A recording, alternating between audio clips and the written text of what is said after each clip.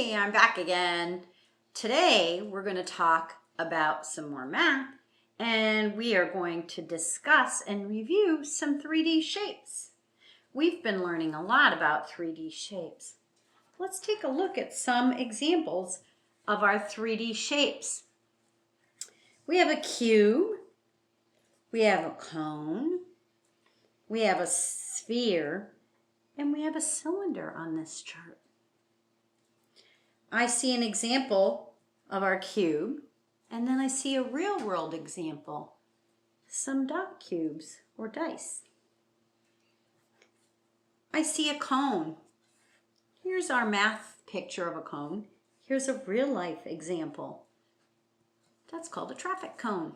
It looks a lot like the math cone. Here's a sphere. Here's a sphere. Here's a real world example. A basketball. Finally, we have a cylinder. Here's an example. A cup is an example of a cylinder.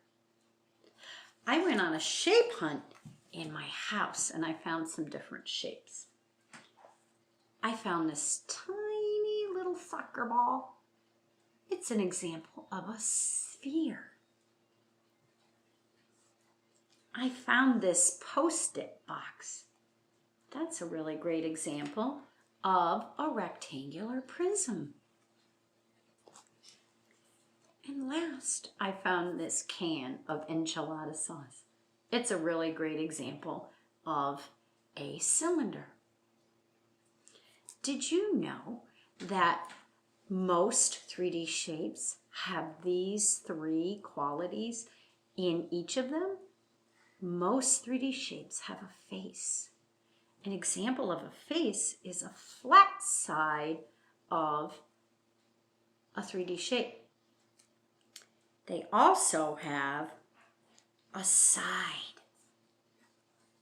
So the sides are all the flat surfaces of our 3D shape.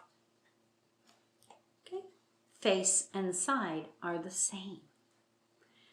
They also have an edge. An edge is where two faces meet.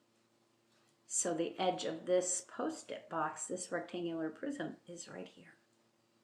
Finally, they have a vertex. A vertex is where the sides, the edges meet and they become the vertex of the object. Let's go back to our cylinder. Can you see a vertex? Can you see any pointy parts on our cylinder? I don't either. So cylinders don't have a vertex, but they do have an edge. There's this edge where this face meets and this face meets. This is the edge of the cylinder. Let's take a look at our little sphere. Does a sphere have an edge? Do you see any faces or sides on our sphere? Neither do I. It's all round. So a sphere has no edges, no faces, and no vertices. That's what's unique about a sphere. It's just round all the way around. But I can find a face or a side on my cube here, not my cube, but my rectangular prism. I can find an edge where two sides or faces meet, and I can find a vertex. So those are some different things we can notice about some of the shapes, 3D shapes we have in our world. Well, the second thing we're going to do to help us remember the names of